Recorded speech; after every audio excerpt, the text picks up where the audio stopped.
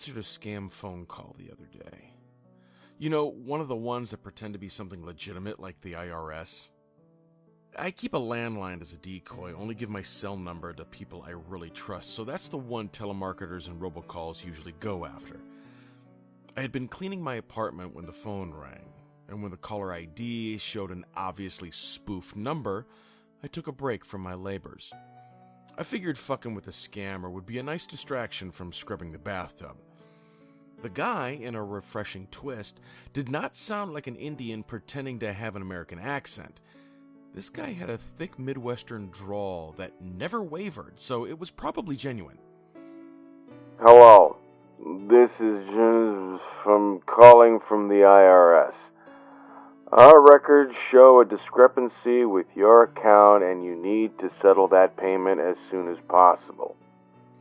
I could practically see the script this guy was reading from.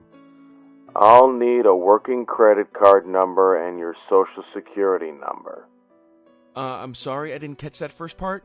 I was already grinning in anticipation of the obstacle course I was going to put this guy through. He sighed like I was being difficult. He hadn't even begun to see me get difficult. Our records show... No, I interrupted. Your name. I didn't quite catch that. Ma'am, my name is not important. You need to make good on your debt. I have 911 ready on the other line, and you will be arrested for failure to pay.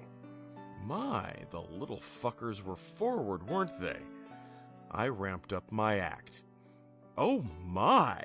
Whatever could be wrong with my tax return? I've only been blackmailing my employees for sex. That's not considered embezzlement, is it?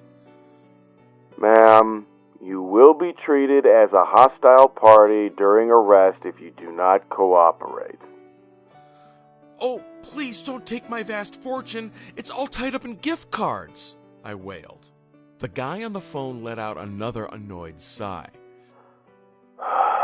Ma'am, you can't treat the IRS like a joke. What year do you think this is?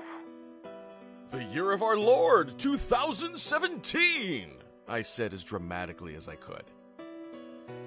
His end of the line went quiet.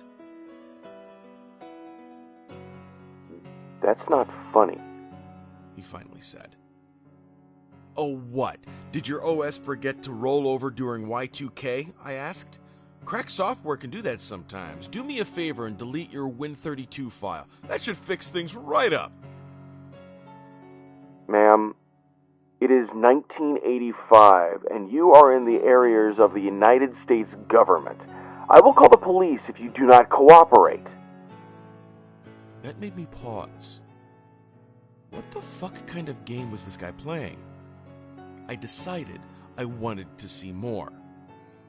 I hate to break this to you, buddy, but it just turned 2017 about a month ago. I have the celebrity deaths counter to prove it. His end of the line went quiet again. That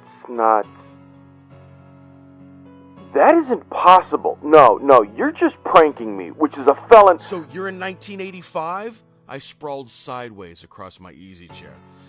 Can you go find Reagan for me? Slap him. Prove it to me. He barked. Prove it's 2017. I rolled my eyes. Look, honey, I don't have to prove shit to you. You're trying to scam me out of my goddamn money. I could hear him breathing erratically on the other side.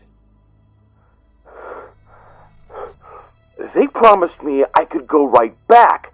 If I worked, they said, I have a 10-year loan, for God's sake. Where are you, in a North Korean prison? I asked. No, hell. He said it so casually, like he was saying at the office or just down the block. You're in hell? I repeated back to him. Oh yeah, I got tricked into coming here a while ago. They said if I worked for them a bit, they'd send me right back. He started mumbling away from the receiver. I could catch a few words here and there, mostly swear words. So, what? You're making cold calls from the middle of an inferno? Oh, no. Actually, it's a lot like an office. Everything's gray. Even the computer screen. I have to squint to read anything. At first, I was glad, but, I kind of feel like Hellfire would be an improvement at this point. I never see anyone or talk to anyone. I just get the numbers and dial out. He was babbling and just sounded glad to hold a conversation with someone. It felt genuine. This was rapidly becoming really creepy. So Hell wants you to scam people out of their money? I got up and started pacing. Did Satan declare bankruptcy? Nope, it's to make them desperate. People with no money tend to do things that get them into hell. Like the guy before me. Someone stiffed him on his GI Bill. He got my credit info, and in order to get my money back, I had to agree to fulfill his remaining time. I said yes, and well, here I am. The amount of detail was unnerving. He didn't stop or stumble through his whole speech. It's not too bad. I mean, I don't get a whole lot of love from the other end of the phone. He continued. But everything's just so gray, I don't know how long I've been here, but the boredom just makes everything feel longer. I haven't eaten or gone to the bathroom since I got here. I haven't needed to. That's what made me think it hadn't been that long. But now that you mention it... I was out of witty retorts at this point. What the fuck was this guy's deal? Most scammers would just hang up the second they'd been found out. Why was he trying to sell this story? They told me it wouldn't be that long. Time would fly by, they said. I'd go right back. They wouldn't lie about that, would they? What? I blurted. Hell? Yeah, Hell is renowned for being truthful. But I haven't even done anything. They can't keep me here. I'm doing them a favor by working here. They'll owe me. Yeah, well, it doesn't sound like it.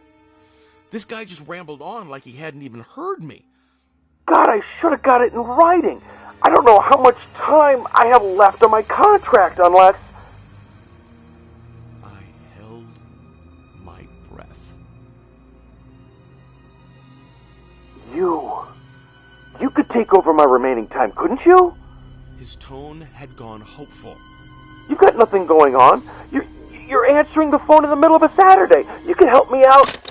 I slammed down that phone so fast you'd swear my arm was spring-loaded. Then I pulled the cord. I'm probably going to disconnect the landline. Sure, it means I'll have to be much more careful with my personal number, but at least you can install call-blocking apps on a cell phone. I won't be answering any more unknown numbers, that's for damn sure. I don't know what's more disturbing. The fact that a guy would inflate his lie to such an extreme, or the possibility that it wasn't a lie.